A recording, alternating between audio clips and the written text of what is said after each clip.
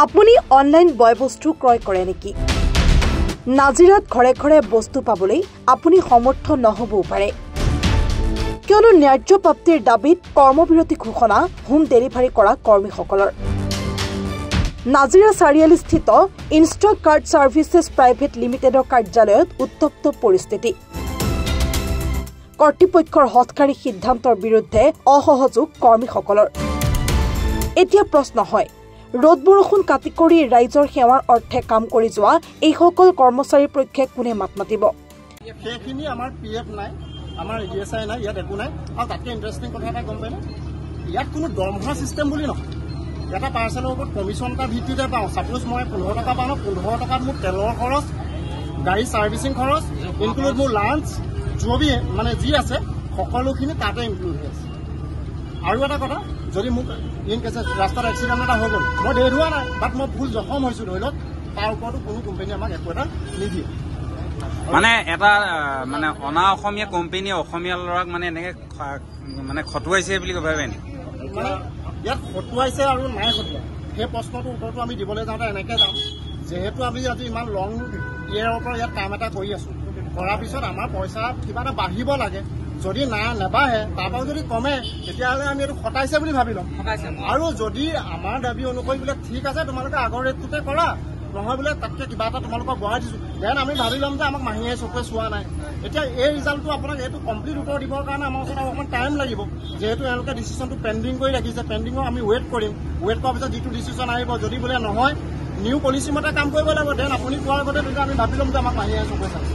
আপোনালোকে গোট হৈছিলোঁ, তাৰ অৰ্থটো আছিলে কি, আমি ফ্লিপকাৰ্ট যিটো কুৰিয়াৰ কোম্পানী তাত আমি কাম কৰি আছিলোঁ। আজি অলপ দিনৰ পৰা এটা ৰুল বনালে, কেনেকৈ ধৰি লওক পাৰ পাৰ্চেলত আমাক 50% কমাই দিম। মানে এজন কাষ্টমাৰ যদি 4টা পাৰ্চেল আহে, এটা পাৰ্চেলতহে আমাৰ আগৰ অৰিজিনেল ৰেটটো দিব, মানে যিটো 15 ৰুপিজ আছিলে বা 14 আছিলে।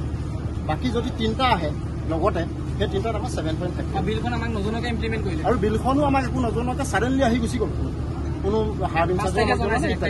এতিয়া আমি সেইটো কাৰণে আহিলোঁ। আমাৰ ফ্লিপকাৰ্টৰ ওপৰ ৰেংকৰ 3জন মহোদয় আহিছিলে।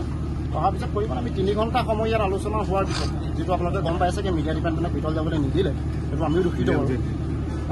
তাৰপিছতো ইয়াত এটা মানে কি পৰীক্ষ কোনো উত্তৰ নাপালোঁ আমি, যিহেতু এওঁলোকে ক'লে যে আমি ডিচিশ্যন মেকাৰ নহয়। তেতিয়াহ'লে আমি ক'লোঁ যে তেতিয়াহ'লে আমাৰ যিটো দাবী সেইটো আপোনালোকে ওপৰ ৰেংকলৈ ফৰৱাৰ্ড কৰক, আৰু যেতিয়ালৈকে ফৰৱাৰ্ড কৰি ৰিজাল্টটো নাহিব তেতিয়ালৈকে আমিও OFD নকৰোঁ। OFD হৈছে কি, মানে আমাৰ যেতিয়া আমি আউট ফৰ ডেলিভাৰী, মানে আমি যেতিয়া পাৰ্চেলখিনি বেগত লৈ যে গাড়ীত লৈ যাওঁ, সেইটো কাম আমাৰ দ্বাৰা নহ'ব। তেতিয়ালৈকে নহ'ব যেতিয়ালৈকে আমি কমপ্লিট এটা পজিটিভ ৰিজাল্ট আমি নাপাওঁ। আমি এতিয়ালৈকে এইটোতো লগা নাই যে আমাক পাৰ পাৰ্চেলৰ আগতকৈ এমাউণ্টটো বঢ়াই দিব লাগে।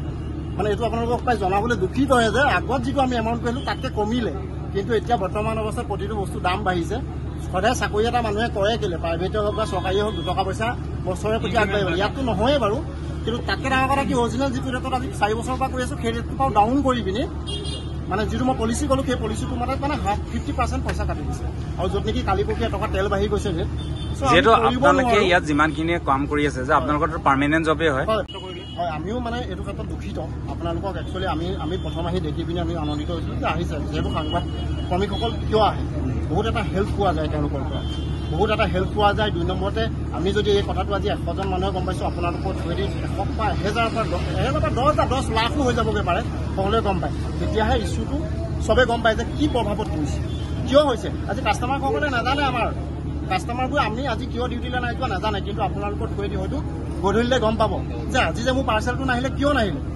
এইটো লোৱাচোন আমুকত ওলাইছে, টিভিত ওলাইছে, কেছটো এনেকুৱা এটা প্ৰব্লেম চলি আছে। দমন নীতি কৰি লাভ দিবলৈ চাইছে নেকি?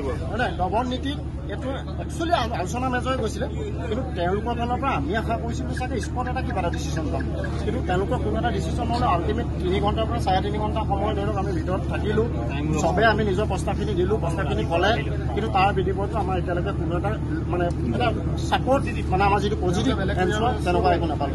কিন্তু একেটা কথাকে ঘূমাই গৈ থকাৰ দৰে পালোঁ, সেইটো বেয়া লাগিলে। আৰু ছেকেণ্ড, আপোনালোকক স্পেচিয়েল থেংকছ, কাৰণ আপোনালোকো কৰিব ইয়াত 3 ঘণ্টাৰ পৰা 4 ঘণ্টা সময় বাহিৰত ৱেইট কৰি থাকিলে ল'ৰাখিনি আহিব, আৰু ল'ৰাখিনিক আমি কিবা এটা সুধিম। সেইটো কাৰণে আপোনালোকৰ ওচৰত আমি কৃতজ্ঞ। আৰু এটা কথা ক'ব বিচাৰিছোঁ, আপোনালোকে যাতে এই নিউজটো অলপ এনেকৈ প্ৰচাৰ কৰক, যিটো সদায় পজিটিভ নিউজ। আমি ক'ৰবাত নাজিৰাৰ পৰা জাকিৰ আখতাৰ হুছেইনৰ ৰিপৰ্ট, এনি ভাৰত 24।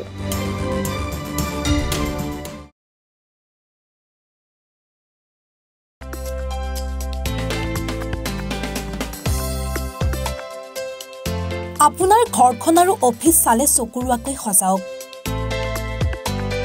আজি আহক সকলো ধৰণৰ অত্যাধুনিক ফাৰ্নিচাৰৰ বাবে সিটি ফাৰ্নিচাৰ 6 মাইল গুৱাহাটী আমাৰ ঠিকনা 6 মাইল পাঞ্জাবাৰী ৰোড পুৰবিদাৰীৰ সন্মুখত গুৱাহাটী আমাৰ যোগাযোগ নম্বৰ 9435013969